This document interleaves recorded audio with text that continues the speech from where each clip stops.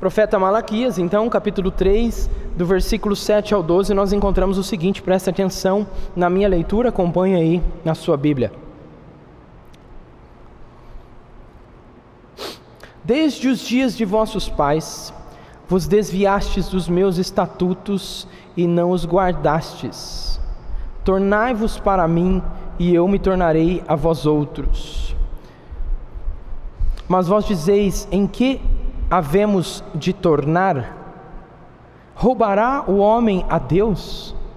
Todavia vós me roubais e dizeis, em que te roubamos? Nos dízimos e nas ofertas. Com maldição sois amaldiçoados, porque a mim me roubais, vós, a nação toda. Trazei todos os dízimos à casa do tesouro, para que haja mantimento na minha casa.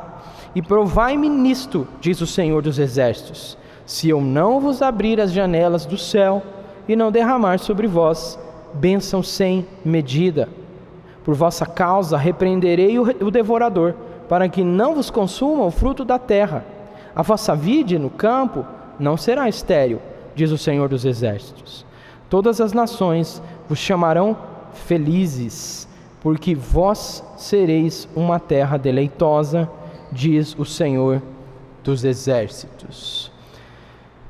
É claro que numa exposição, uma série de exposições no livro do profeta Malaquias, nós iríamos chegar na etapa do dízimo. E eu não estou pedindo desculpa por falar sobre isso. Nós não deveríamos ter, como já falei algumas vezes aqui, nós não deveríamos ter assuntos tabus que nós deveríamos evitar. Sim, nós sabemos que há muito abuso que se faz a partir de textos como esses.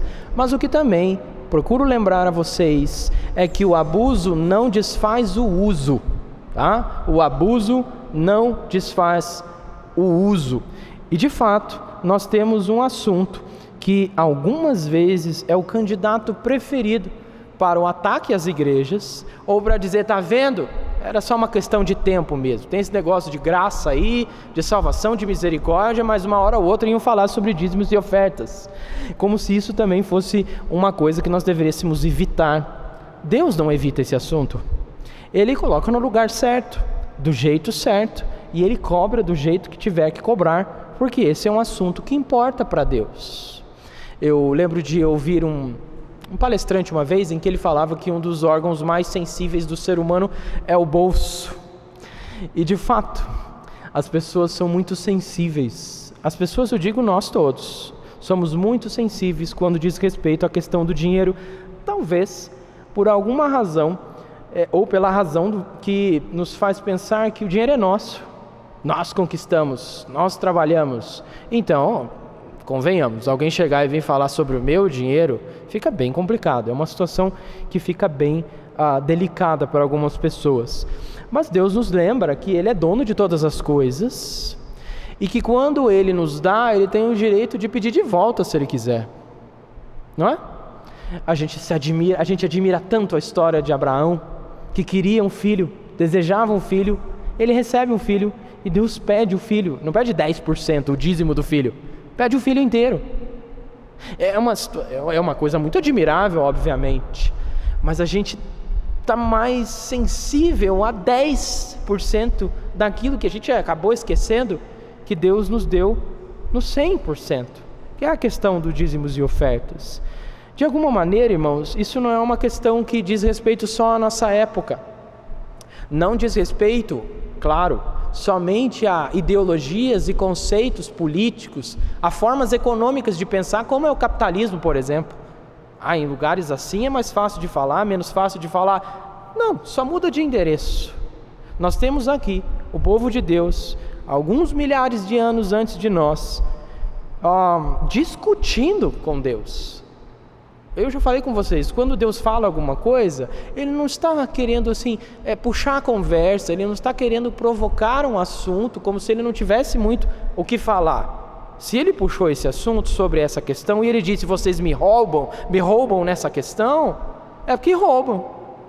Não cabe, não deveria caber pelo menos, uma pergunta cínica, como já é comum aqui nesse povo de Israel na época do profeta Malaquias, uma pergunta do tipo: como assim? Como que nós te roubamos, afinal de contas?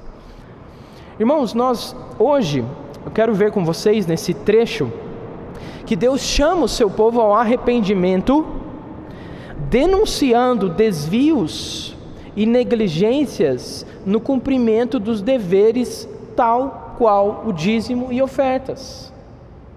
Então é mais um ponto, não é o ponto, é um dos pontos que mostra o descuido e o descaso, a desconfiança inclusive, a incredulidade desse povo no que diz respeito ao seu relacionamento com o Senhor.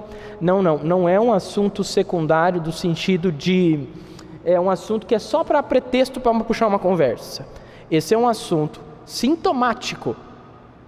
O que Deus está mostrando é que essa negligência com relação aos dízimos e às ofertas, ela tem uma dimensão maior, ela tem uma razão mais profunda, como nós temos visto no livro inteiro. Não é um livro sobre dízimos e ofertas, é um livro sobre o relacionamento de Deus com o seu povo, que está fragilizado porque o povo tem sido omisso, porque o povo tem sido negligente, entre outras coisas, nesse aspecto. Não podia deixar de ser. Uma igreja, um povo de Deus, nessa ocasião, que não entrega ofertas de animais, como Deus prescrevia. Os próprios lideranças estavam ali comprometidas com outro estilo de fazer as coisas. Talvez até no ritual externo ali lembrasse vagamente alguma coisa que Deus queria, mas também mostra-se o povo inteiro cometendo um problema, ou criando um problema, porque eles não são dizimistas e ofertantes como Deus ordenava na sua palavra. Mas nós vemos que além de Deus chamar então o povo ao arrependimento, Ele também promete uma restauração e provisão abundante para aqueles que se arrependem e confiam nele e o obedecem. É isso que Deus quer mostrar a eles. Deus tem a intenção de abençoar. Ele é o maior interessado em bênção. Não é um negócio do tipo assim: Senhor, eu fiz agora uma mão lavar a outra, eu quero a minha bênção, e Deus dá a contragosto. Lembre-se, por exemplo, de Tiago, na sua carta, falando que ele dá com liberalidade. Ele ama abençoar-nos. Ele ama. É um prazer. Não que nós somos o centro de Deus. Para com essa conversa. Para com esse pensamento. Mas é porque Ele é bondoso. E Ele demonstra esse amor. Ele nos amou. Mas isso não é de qualquer jeito, a qualquer custo, atropelando as coisas. Porque o relacionamento que Deus quer entre nós e Ele é um relacionamento de amor. Amor de lá e amor de cá. Todas as vezes que nós desobedecemos o Senhor, inclusive no que diz respeito aos dízimos e ofertas, nós não estamos demonstrando amor a Deus. E Ele é digno de todo o amor. Então qualquer cobrança, digamos assim, seria uma cobrança justa da parte de Deus. Então nós aprenderemos nesse texto, irmãos, que a fidelidade de Deus, ela exige uma resposta humana adequada, como nós temos visto várias vezes aqui, e que o arrependimento e a obediência despertam bênçãos prometidas, revelando o caráter amoroso e confiável de Deus. É isso que nós veremos.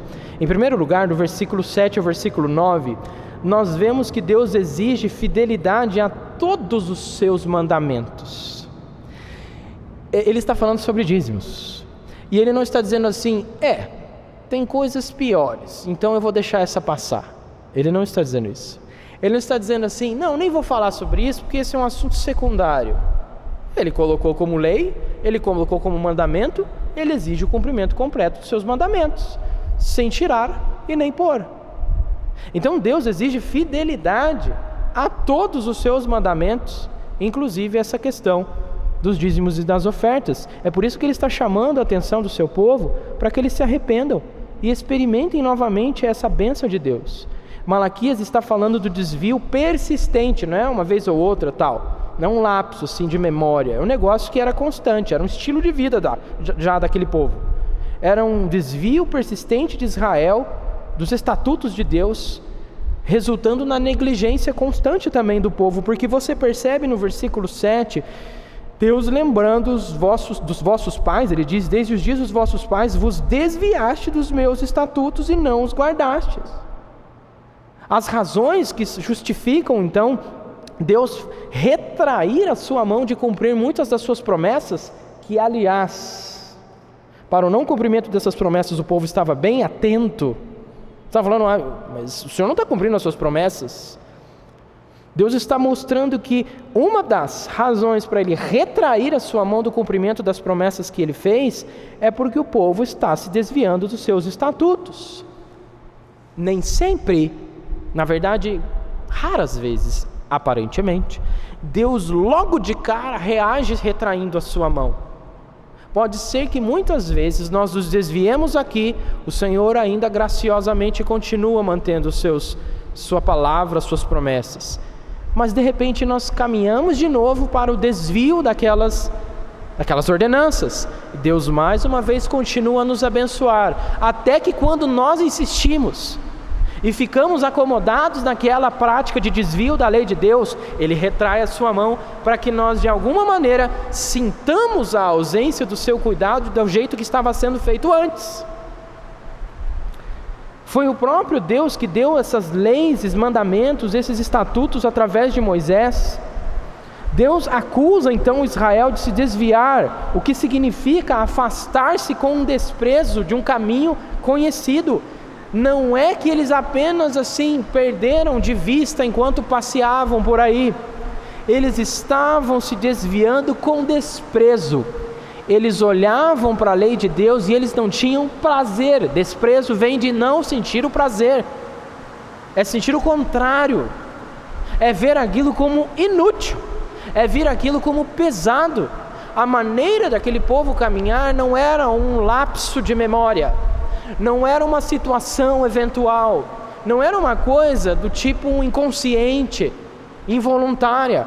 O povo já estava se afastando porque não via valor, não via prazer em cumprir a vontade de Deus.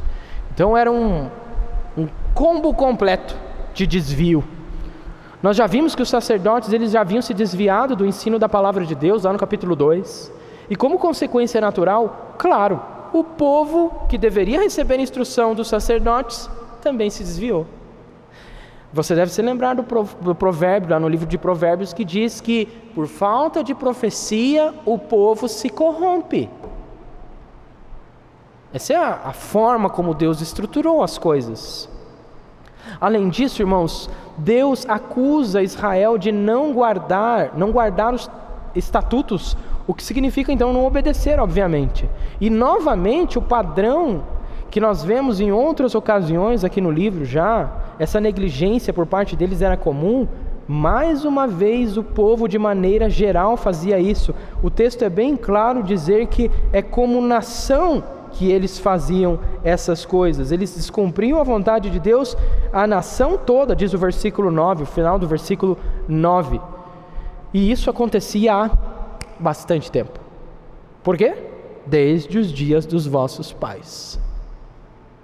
Deus está lembrando da geração anterior que pecou contra Deus e foi então por causa disso, de maneira justa, levado ao exílio. Ele está dizendo, isso aqui já é visto no passado, na história de vocês. Vocês já viram o que deu, e vocês estão seguindo o mesmo caminho. Então Deus diz para que eles se tornem a Ele, ou seja, se arrependam, não é? Se vocês retornarem a mim. Essa é a linguagem aqui, uma linguagem condicional, que indica para eles uma necessidade urgente de voltarem-se para Deus. Esse termo tornar é um termo muito comum na aliança de Deus, que indica um retorno ao relacionamento que foi previamente estabelecido. Voltemos àquela condição de amor, aquele relacionamento entre nós. O quadro é basicamente o seguinte: se os ofensores retornassem a Deus, o que Deus diz aí? Eu me tornarei para vós outros. Deus condicionou o seu retorno, nesse caso, ao povo, se eles se voltassem em arrependimento para o Senhor. Mas tem mais, porque o povo questiona Deus, você já viu isso. E eles perguntam, mas de que maneira assim que a gente pecou contra ti, afinal de contas? Porque ele diz aí, em que havemos de tornar? Qual é o pecado da vez então? O que nós fizemos dessa vez, Senhor? E aí Deus responde, no versículo 8, roubará o homem a Deus? E essa é uma pergunta muito interessante. Essa pergunta, roubará o homem a Deus, oferece duas possibilidades. Ou era uma pergunta que exigia apenas um sim ou não como resposta, tipo, não roubará, ou sim, roubará. Ou teria um tom de surpresa, que parece ser o caso aqui. É como se, Deus não é pego de surpresa, tá? Mas é como se, para nós entendermos, Deus estivesse surpreso que alguém pudesse sequer desejar roubar Deus. Olha o absurdo. Deus está mostrando o absurdo das ações deles. A pergunta é, roubará? É claro que a resposta é, não deveria. Mas a questão é que ele diz, vocês me roubam. Olha o absurdo. Roubar Deus. Provavelmente você não estivesse disposto a roubar ninguém, tá? Mas roubar alguém que você soubesse que seria mais forte que você, que pudesse te flagrar e pegar você. As pessoas estão mais propensas a roubarem de um jeito que elas possam se safar depois. Mas se roubar Deus, que é dono de todas as coisas, vê todas as coisas, Ele pode mover as coisas da criação contra você. Ele tem o seu batimento cardíaco nas mãos dele. E alguém rouba a Deus. Isso é uma coisa curiosa. De fato, faz sentido que o tom aqui da pergunta de Deus é um tom de surpresa. Vocês estão me roubando.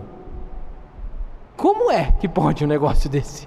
Afinal de contas, Deus diz que o roubo se dá ali pelos dízimos e as ofertas. Puxa, mas Deus dizer justamente disso? Poderia dizer que não deu o cordeiro correto. Poderia dizer que o sacerdote não está fazendo o trabalho lá e está de alguma forma roubando. Dízimos e ofertas? É isso então? Ele diz, dízimos e ofertas. Você lembra, o dízimo é a 10ª parte que era reservada para Deus como obrigação que Deus deu ao povo, de todas as coisas que vinham às mãos deles. Mas naquela época era cereal, era não sei o que. Sim, porque não tínhamos dinheiro como nós temos hoje em dia. Você sabe disso. Então você tinha um jeito de transferir isso, de passar isso e cumprir a ordem. Ofertas eram aquelas dádivas voluntárias algumas vezes, mas também você tinha ofertas que eram obrigatórias. É por isso que Deus está dizendo que está roubando. Ora, Deus mostra que Israel tem negligenciado as provisões necessárias para o funcionamento contínuo do templo, porque ele diz aí que vocês me roubam nos dízimos e nas ofertas. No versículo 10 diz, trazei todos os dízimos à casa do tesouro. Está falando do templo, do lugar onde essas ofertas e dízimos eram depositadas para o auxílio, para a ajuda, para a distribuição, para a alimentação, sustento. Então o que ele está dizendo é que o povo, no negligenciar os dízimos e as ofertas, está prejudicando também o trabalho do culto. Está entendendo como é que esse livro fala bastante sobre culto de um jeito ou de outro? E que esses elementos não são elementos bobos. Não é um elemento que Deus não tem o que fazer e ele fica de crica com essas coisas. Não. Ele está falando, no fundo, vocês tanto não valorizam a minha presença com vocês, o funcionamento do nosso encontro no culto, que uma das formas de vocês demonstrarem isso é negligenciando uma coisa necessária para o funcionamento do culto, da estrutura sacerdotal, funcionamento desses que trabalham, inclusive, para levar os sacrifícios de vocês diante de mim, em outras palavras. Mas tem mais, irmãos. Nós vemos do versículo 10 ao 12 que Deus é um Deus absolutamente confiável. E olha como é que Deus faz isso. Ele mostra que Ele sustenta o seu povo com abundância quando há obediência da parte deles. Sim, Deus condicionou muitas das suas ações. Sim, Ele condicionou muitas das suas ações para fazer. Outras não tem condição, tá? eu já falei com vocês aqui, a própria salvação tem um elemento condicional na jogada. Porque ele não diz assim, eu amo tanto vocês, eu salvo vocês pela graça, não preciso vocês fazerem nada, tá tudo resolvido. No final a gente conversa, eu trago vocês para morar comigo. Não. Existe o crer e o arrepender-se. Essas são as condições do pacto. Há um elemento incondicional, porque ele não exige nada da nossa parte para nos amar e ser gracioso conosco. Então não há uma necessidade de condição prévia. Mas a partir do momento em que você deve responder a Deus, deve cumprir aquelas exigências para ser abençoado, tal qual Deus prometeu que seria se você cumprisse a exigência. A questão é que Deus sempre garante o cumprimento da condição. Afinal, você só pode obedecer a Deus se Ele efetuar em você o querer e o efetuar. Não tem como você cumprir a condição que Ele mesmo deu se Ele não te ajudar.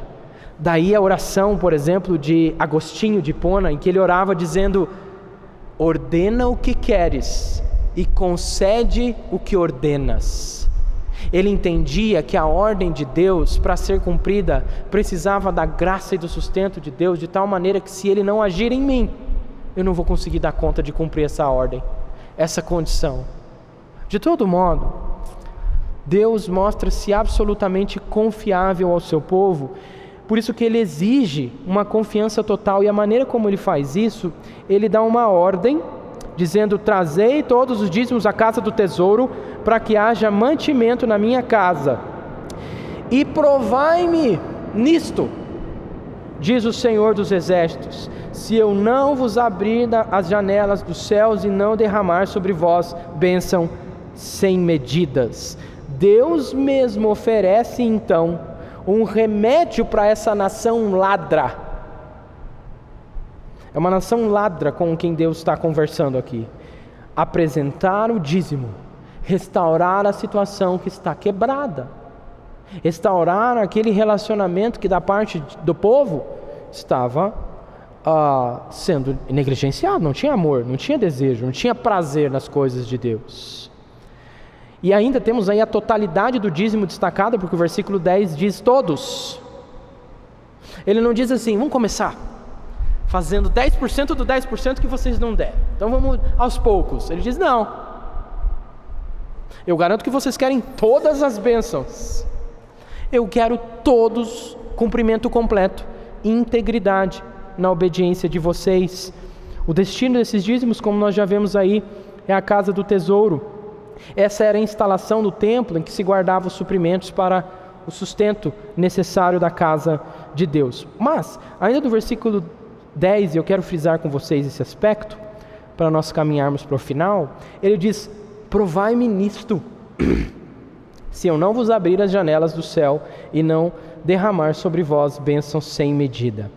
Primeiramente, irmãos, nós podemos notar um detalhe aí no texto, que não fica tão claro na tradução, mas na língua original, tem uma partícula ali, que é usada para enfatizar uma ação. É como se Deus estivesse escrevendo em caixa alta o termo provar. Não é que Deus está falando baixinho, provem-me. Tomara que eles não tenham escutado. Não, Ele está gritando, prove-me. E essa ênfase, esse tipo de retórica, era uma forma de dizer, certifique-se, coloque na agenda para me provar. Ele não falou da boca para fora, é claro, ele não fala nada da boca para fora. Essa condição na qual Deus se coloca é extremamente rara na Escritura. Não é todo dia que você vê, não são todos os textos que você vê Deus enfatizando alguma coisa. Ele está dizendo, examinem, provem, vejam como eu sou puro, veja como eu não vou falhar nisso que eu estou falando. É claro que Deus não está cedendo a uma posição de inferioridade aqui, como se Ele pudesse ser manipulado. Ele não está dizendo, me torçam, me comovam. Não, Ele não está falando isso. Pelo contrário, Ele está falando com um povo que é infiel.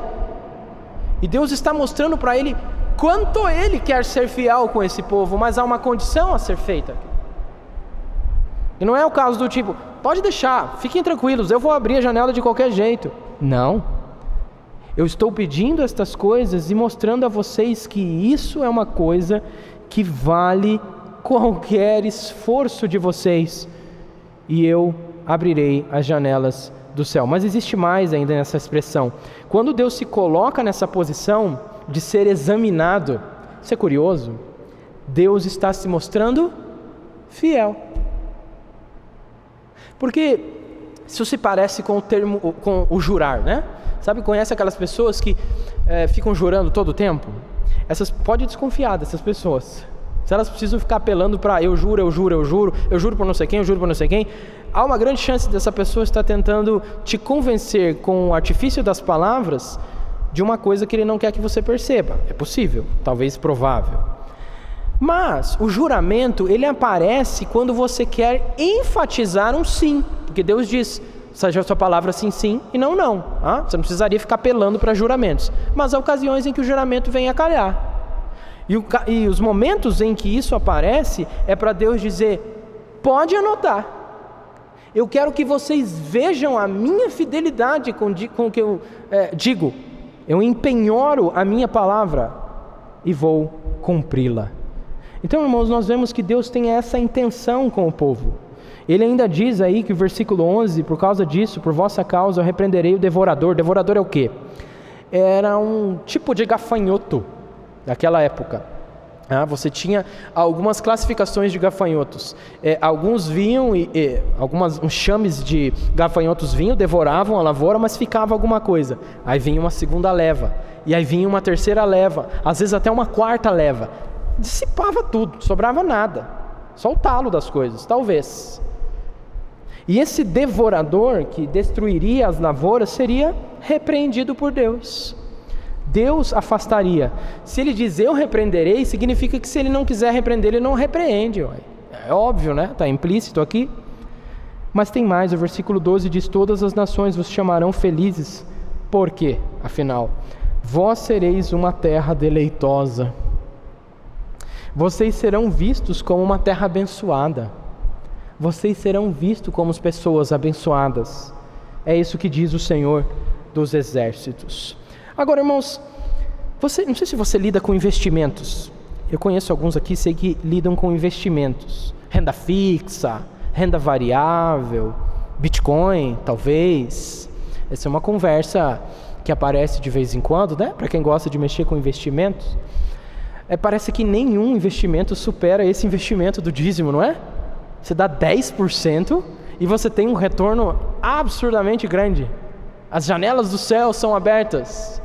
E Deus não está usando uma figura de linguagem no sentido de achar que isso aí é só para enganar bobo. Claro que não. Ele está sendo bem generoso aqui, quando ele fala dessas coisas. Seria rendimento a perder de vista. Mas uma pergunta que fica para nós é, será que essa promessa de superabundância aos obedientes se encaixa para nós? Olha, tem uma resposta, porque no versículo 6 diz assim, eu, o Senhor, não mudo. É um ponto a considerar. Ele não muda, mas e essa promessa, como é que é? Não tem mais templo hoje, pelo menos não do jeito que tinha anteriormente. Como é que funciona essas coisas? A resposta, irmãos, é que porque Deus não muda, sim, essa promessa de superabundância aos obedientes é para nós também. E não, eu não estou pregando teologia da prosperidade, longe disso. Não é a ideia do dê 10 e você ganhará 1000%. Dê 1000% e ganhará 10.000%. Isso é uma besteira. É um tipo de evangelho corrompido. Mas veja que quando Paulo instrui a igreja aos Coríntios, ou em Corinto, quando ele está chamando a igreja a se engajar com a ajuda financeira aos santos da igreja necessitados, lá na igreja de Macedônia, Paulo escreveu o seguinte, preste atenção. Paulo dizendo aos Coríntios, lembrem-se, aquele que semeia pouco, também colherá pouco. E aquele que semeia com fartura, também colherá fartamente. Cada um dê conforme determinou em seu coração, não com pesar ou por obrigação, pois Deus ama quem dá com alegria. E Deus é poderoso para fazer que lhes seja acrescentada toda a graça, para que em todas as coisas, em todo o tempo, tendo tudo o que é necessário, vocês transbordem em toda boa obra. É tudo, todos. Isso que é superabundância. E Paulo está dizendo isso aos Coríntios. Ele está falando de boa obra. Como está escrito ainda, lembrem-se, Paulo dizendo, aquele que semeia pouco vai colher pouco. Distribuiu, diz Deus, deu aos pobres, aos necessitados. A sua justiça dura para sempre. Paulo ainda diz, aquele que supre a semente ao que semeia e ao pão ao que come, também lhe suprirá e multiplicará a semente e fará crescer os frutos da sua justiça. E olha o que Paulo diz, vocês serão enriquecidos de todas as formas para que possam ser generosos em qualquer ocasião e por nosso intermédio a sua generosidade resulte em ação de graça. O que Paulo está dizendo aqui, irmãos, é que quando nós abrimos a carteira, damos com alegria, de acordo com aquilo que o Senhor nos deu, Ele vai dar mais para você ser mais generoso.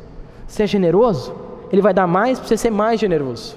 A generosidade sempre vai abundar.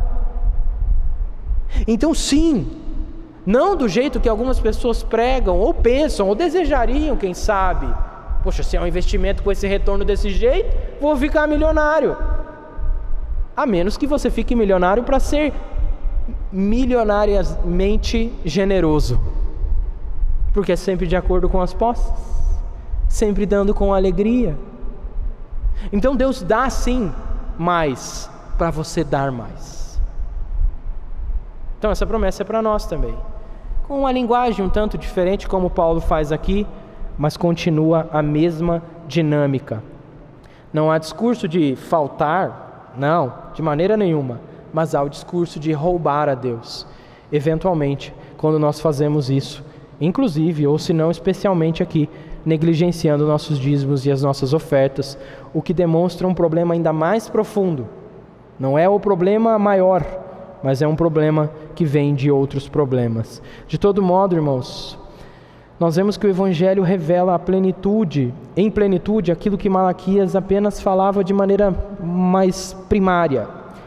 O chamado gracioso de Deus ao arrependimento e a promessa de restauração no contexto da aliança é algo que nós conseguimos através de Jesus Cristo, que sendo rico se fez pobre, para que nós fôssemos tornados ricos em boas obras, em alcançar, claro, mais coisas para abençoarmos os outros, para ajudarmos uns aos outros, inclusive, especialmente, através dos dízimos e das ofertas. Que Deus assim nos abençoe.